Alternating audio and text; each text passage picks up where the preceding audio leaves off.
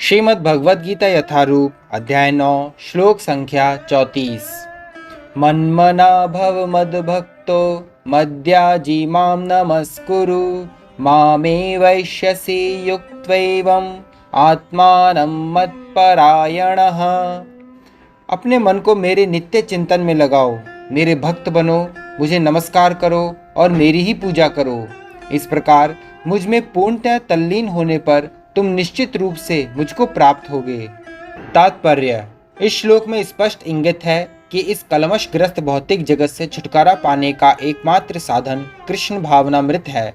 कभी कभी कपटी भाष्यकार इस स्पष्ट कथन का तोड़ मरोड़ कर अर्थ करते हैं कि सारी भक्ति भगवान कृष्ण को समर्पित की जानी चाहिए। दुर्भाग्यवश ऐसे भाष्यकार पाठकों का ध्यान ऐसी बात की ओर आकर्षित करते हैं जो संभव नहीं है। ऐसे भाष्यकार यह नहीं जानते कि कृष्ण के मन तथा कृष्ण में कोई अंतर नहीं है। कृष्ण कोई सामान्य मनुष्य नहीं है, वे परमेश्वर हैं। उनका शरीर, उनका मन तथा स्वयं वे एक हैं और परम हैं। जैसा कि कूर्म पुराण में कहा गया है और भक्ति सिद्धांत सरस्वती गोस्वामी ने चैतन्य चरितामृत के अनुभाष्य में उद्धृत किया है, देह देहि विभेदोऽयं नेश्वर विद्यते क्वचित्। अर्थात परमेश्वर कृष्ण में तथा उनके शरीर में कोई अंतर नहीं है। लेकिन इस कृष्ण तत्व को न जानने के कारण भाष्यकार कृष्ण को छिपाते हैं और उनको उनके मन या शरीर से पृथक बताते हैं। यद्यपि यह कृष्ण तत्व के प्रति निरी अज्ञानता है, किंतु कुछ लोग जनता को भ्रमित करके धन कमाते हैं। कुछ लोग आसुरी होते हैं, वे भी कृष्ण का चिंतन करते हैं, किंतु ईर्ष्यावश। जिस तरह कि कृष्ण का मामा राजा कंस करता था, वह भी कृष्ण का निरंतर चिंतन करता रहता था, किंतु वह उन्हें अपने शत्रु रूप में सोचता था। वह सदैव चिंताग्रस्त रहता था और सोचता रहता था कि न जाने कब कृष्ण उसका वध कर दें। इस प्रकार के चिंतन से हमें कोई लाभ होने वाला नहीं है। मनुष्य को चाहिए कि भक्ति में, प्रेम में उनका चिंतन करें, यही भक्ति है। उसे चाहिए कि वह निरंतर कृष्ण तत्व का अनुशीलन करे। तो वह उपयुक्त अनुशीलन क्या है, यह प्रामाणिक गुरु से सीखना है। कृष्ण भगवान है और हम कई बार कह चुके हैं कि उनका शरीर भौतिक नहीं है, अपितु सच्चिदानंद स्वरूप है। इस प्रकार की चर्चा से मनुष्य को भक्त बनने में सहायता मिलेगी, अन्यथा अप्रामाणिक साधन से कृष्ण का ज्ञान प्राप्त करना व्यर्थ होगा।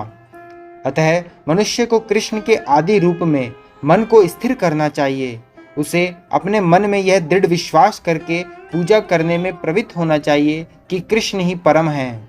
कृष्ण की पूजा के लिए भारत में हजारों मंदिर हैं, जहाँ पर भक्ति का अभ्यास किया जाता है। जब ऐसा अभ्यास हो रहा हो तो मनुष्य को चाहिए कि कृष्ण को नमस्कार करे। उसे अर्चा विग्रह के समक्ष नतमस्तक होकर मनसा वाचा कर्मणा हर प्रकार से प्रवृत्त होना चाहिए।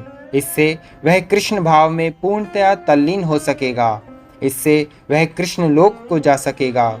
उसे चाहिए कि कपटी भाष्यकारों के बहकावे में न आए। उसे श्रवण, कीर्तन आदि नवदा भक्ति में प्रवृत्त होना चाहिए। शुद्ध भक्ति मानव समाज की चरम उपलब्धि है। भगवद गीता के 7वें तथा 8वें अध्यायों में भगवान की ऐसी शुद्ध भक्ति की व्याख्या की गई है जो कल्पना, योग तथा सकाम कर्म से मुक्त है। जो पूर्णतया शुद्ध नहीं हो पाते, वे भगवान के विभिन्न स्वरूपों द्वारा तथा निर्विशेषवादी ब्रह्म ज्योति तथा अंतर्यामी परमात्मा द्वारा आकृष्ट होते हैं, किंतु शुद्ध भक्त तो परमेश्वर की साक्षात सेवा करता है। कृष्ण संबंधी एक उत्तम पद में कहा गया है कि जो व्यक्ति देवताओं की पूजा में रत है, वे सर्वाधिक अज्ञानी हैं। उन्हें कभी भी कृष्ण का चरम वरदान प्राप्त नहीं हो सकता। हो सकता है कि प्रारंभ में कोई भक्त अपने स्तर से नीचे गिर जाए, तो भी उसे अन्य सारे दार्शनिकों तथा योगियों से श्रेष्ठ मानना चाहिए। जो व्यक्ति निरंतर कृष्ण भक्ति में लगा रहता है, उसे पूर्ण साधु पुरुष समझना चाहिए। क्रमशः उसके आकस्मिक भक्ति विहीन कार्य कम होते जाएंगे और उसे शीघ्र ही पूर्ण सिद्धि प्राप्त होगी। वास्तव में शुद्ध भक्त के पतन का कभी कोई अवसर नहीं आता, क्योंकि भगवान स्वयं ही अपने शुद्ध भक्तों की रक्षा करते हैं। अतः बुद्धिमान मनुष्य को चाहिए कि वह सीधे कृष्ण भावनामृत पथ को ग्रहण करे और संसार में सुखपूर्वक जीवन बिताए। अंत तो गत्वा वह कृष्ण रूपी परम पुरस्कार प्राप्त करेगा। इस प्रकार श्रीमद् भगवद गीता के 9वें अध्याय परम गुह्य ज्ञान का भक्ति वेदांत तात्पर्य पूर्ण हुआ। हरे कृष्ण।